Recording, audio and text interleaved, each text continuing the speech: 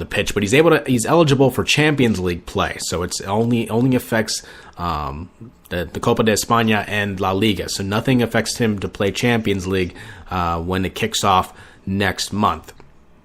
But I do agree, it's, and I think this is one of the biggest issues that we do have in soccer lately, and at least in the past couple of years, there have been issues where, look, unjust calls, you're angry, it's heat of the moment, you're still a professional, no matter what. Even if, let's say Tommy and I have supervisors at our respective jobs, even if they call it in the worst possible way, make a decision that is horrible, look, I'm not saying that you have to take it, but, I'm just saying you just can't physically attack the person or, shove them in any way, shape, or form, just because that's going to get you reprimanded every single time. Whether, again, you have a job like us, or if you have a job to be playing soccer at one of the most incredible clubs in the world like Real Madrid, you got to do your job. You got to be professional. Think about the team. Just because this may hurt Real Madrid, just because they're up 3-1 and they're going back home in the second leg, and it looks fairly favorable from what we saw, that does not mean that this series is over. We saw last year, last Champions League season, Tommy, where Barcelona came back from a 4-0 deficit to come back and win the leg, win the aggregate, and move on to the quarterfinals. So a 3-1 deficit, and of course we mentioned 3-1 deficits in the NBA. That's a completely different argument. I mean, we've seen 3-1 deficits come back every time. So that's nothing new when it comes to sports, not if you're basketball or soccer. So we'll take a short break. When we come back, final topics of the day. Haven't decided. Again, we have so much there to pick from. There's some serious issues that have gone on over the weekend. Of course, with Charlottesville, North Carolina. What went down in North Carolina yesterday with the tearing down of the statue of Robert E. Lee. Or we can talk about some fun topics. I don't know. I haven't decided yet. Tommy, have you thought about it yet? I'm going to go fun topics, but I feel like we should mention just a little bit, but. Yeah, fun topics. Yeah, we'll go fun topics, and then we'll probably tag team on the more serious ones. I think that's about reasonable. So we'll do some fun. We'll also get some political in there. So without further ado, we'll get to some music here. Again, it's summer, still summer. We still got about a month left until it's officially over. So here is Summertime, Afrojack on the Spicy Sports Show with Sam Cerrone and Tom Crane on Spreaker Radio.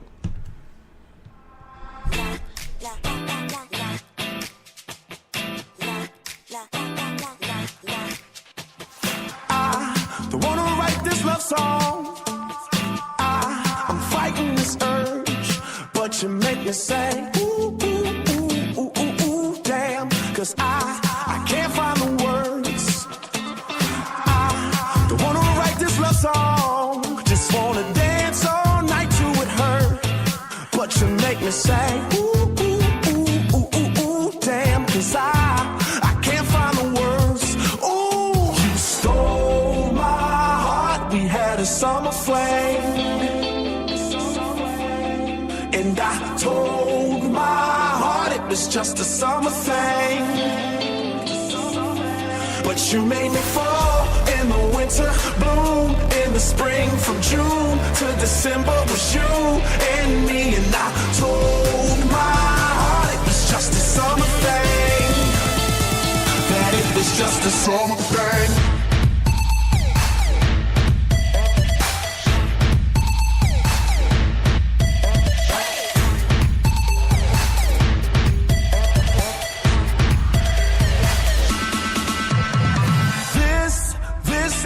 Song. It's just a little ditty, baby. I just wanna go ooh, ooh, ooh, ooh, ooh, ooh, damn, 'cause you're so pretty, baby. This ain't no love song. Just wanna watch you dance sexy, baby. I just wanna go ooh, ooh, ooh, ooh, ooh, ooh, damn. That's if you let me, babe. Ooh, you stole my heart. We had a summer flame, and I told my heart it was just a summer thing, but you made me fall in the winter, bloom in the spring, from June to December was you and me, and I told my heart it was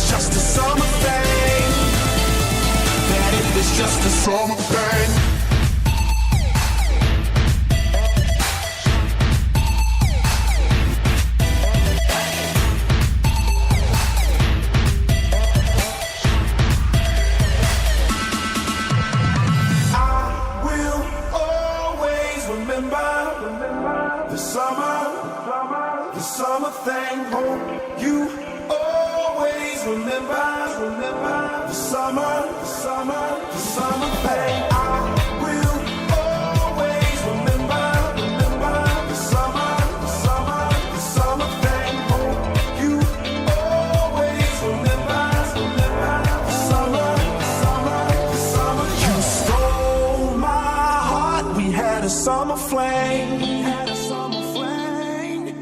And I told my heart it was just a summer thing.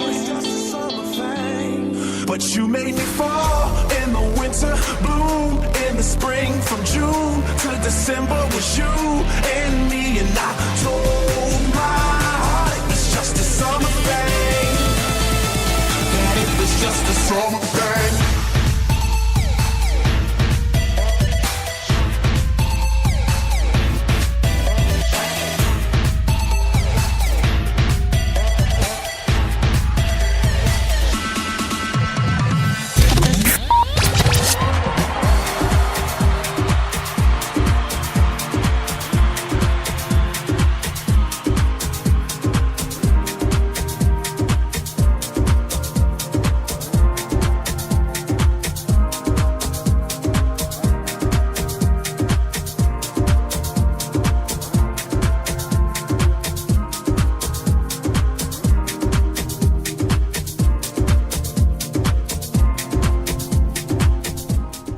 And welcome back to the Spicy Sports Show with Sam Stone and Tom Crane, coming to you live from Portland, Oregon, and Lancaster, Pennsylvania. It's about 5:24 on the West Coast, 8:24 on the East Coast. Final topics of the day. Tommy, I'll take this one first, just because we'll go some funny first, and then, of course, we'll get to the serious topics after. Hashtag during the eclipse. So as some of you guys know, the solar eclipse is going to happen at 10:21 local time on the West Coast over here, and it will be going throughout the country. So if you're going to different parts of the country, you'll be able to. You could look up what the line of the eclipse will be online. If you're trying to reserve a campground, it's probably going to be too late. Luckily, we did get one. Girlfriend and I got one last minute, or maybe a month and a half ago. So that should be pretty fun to go check out. Again, it's going to be for a full 2 minutes. And again, always wear your protective sunglasses because you'd like to have your eyesight afterwards. But of course, Twitter, as I like to go to, always has a good hashtag. And the hashtag for this week is during the eclipse. Hashtag during the eclipse. We're going to get the top ones here and go from there. Number 1. Hashtag during the eclipse, I will be staring directly at the sun without eye protection the way God intended it. Well, there you go. Hashtag during the eclipse, there's going to be a baby boom 10 months later. There we go. I've heard a lot of Craigslist ads about that one. Not even kidding. You can look it up. Hashtag during the eclipse, I'm going to eat 7 grams of magic mushrooms and just watch.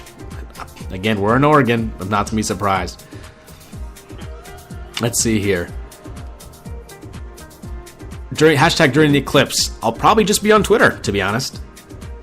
Okay. Let's see here. During the eclipse, hashtag, it's pants optional because everyone is looking up. I mean, that's a fair point, let's be honest here. It's not the best, not the worst. Hashtag during the eclipse, is this how The Walking Dead really begins? It's not bad. Scary. Yeah, I mean, I'd be pretty afraid if you saw the sun and the sun was out afterward and zombies were still up. Hashtag during the eclipse, I'll still be asleep. If they're on the East Coast, I mean, that's not good. It's like 1:21 on the East Coast. A lot of these are probably going to be asleep. I was asleep. Yeah. Okay, and then one more. Let's see if we can find one more. Good one. Oh, there you go. Hashtag during the eclipse, there's a curfew at dark in urban centers? No, that's not. That's a terrible one. Oh, there we go. Hashtag during the eclipse, women will find me interesting. For a full 2 minutes? That should be interesting. Anyway, that was the hashtag during the eclipse. Not bad. Not bad. And again, it's only a couple days away, so should be pretty good. So, Tommy, what is your fun topic of the day? My fun topic is the top 10 worst movies ever made in film history. Oh boy, here we go. First one, number 10 is Catwoman, 2004 with Halle Berry. No. Why it's one of the worst is because it was inspired by the success of Tim Burton's Batman series, with Ashley Judd being the female Catwoman. And unfortunately, they just took this character to a whole new level of appeal. They tried to make Catwoman's sexy appeal too over the top, and it just went kaboom. Number 9, Alone in the Dark, 2005. After a scientific experimentation imbued Edward Carnbury with supernatural senses and ability to recognize paranormal entities, Carnby was field-trained to a top-secret government organization tasked with hunting mystical threats. This is just gosh darn awful, it looks like. I've never seen it. I really don't want to see it. If you want to, go ahead. Number 8, Birdemic, Shock and Terror, 2008. I'm just going to say this. The picture of it looks like Sharknado, and Sharknado did a whole heck of a lot better than Birdemic. So, good luck with that. Number 7, Disaster Movie, 2008. Basically, it's like the date movie, superhero movie, scary movies, all rolled into one, except just stupid little jokes and obscene characters. It's really not that great. I wish you never hear of this movie and never see of it. Number 6, The Last Airbender, 2010. This movie was supposed to be great just because of its television series and how well it did. But M. Night Shyamalan both wrote and directed the blockbuster to the death.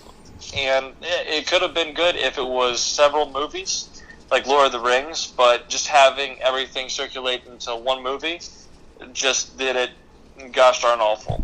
Thankfully, M. Night Shyamalan has bounced back from that and is actually doing much better. Number 5, Jack and Jill, 2011. It's an Adam Sandler movie, so you know it's going to be a little bit awful. Pretty much he plays Jack and his aimless sister, Jill, which get in a fight in Thanksgiving dinner, and Jack agrees to let his twin siblings stay with him through Hanukkah. Despite Jack's frustrations, he does feel bad for Jill, who was struggling after the death of their mother, and decides to take his sister to a Lakers game as an apology. Although when Jack and Jill encounter Al Pacino at the game, the famous actor, who Jack needs for a TV commercial, ignores Jack and takes a liking to Jill instead. Yeah, I can't go on. That's pretty bad. Number 4, Bucky Larson, Born to Be a Star. Sam, have you heard of this movie? I have not. That's probably good, because it was co-written and developed by Adam Sandler again. Oh my god. Bucky Larson is one of the lowest rated films on review aggregator by Rotten Tomatoes, without a single fresh review to its name. So don't. So what's worse than that? Number 3, Fateful Findings, 2013. Struck by a car suffering near-fatal injuries, Dylan awakes from a coma with a heightened awareness of the world. Unable to explain the origin of his new power, Dylan decides to focus his energies on hacking into the deepest government and corporate secrets, uncovering confidential information that corrupt politicians and the 1% have kept hidden from the public for decades. It's like they're taking it out of real life and making it suck even worse. It's about as par as Troll 2, if you have ever heard of that, or The Room. The Room is one of the worst movies that I have ever watched. Yeah. Number 2, Movie 43, 2013. No, that Movie one. 43 is stitched together by The Pitch, the story of screenwriter Charlie Wessler, who pitches a series of bad scripts to a studio executive, Griffin Schrader, and mentor Bob Bone. It is literally 43 different comedy sketches put together by several well-known actors and actresses who try and make the most disgusting, sexual, fart, alcoholic, drug, sex-fueled movies that there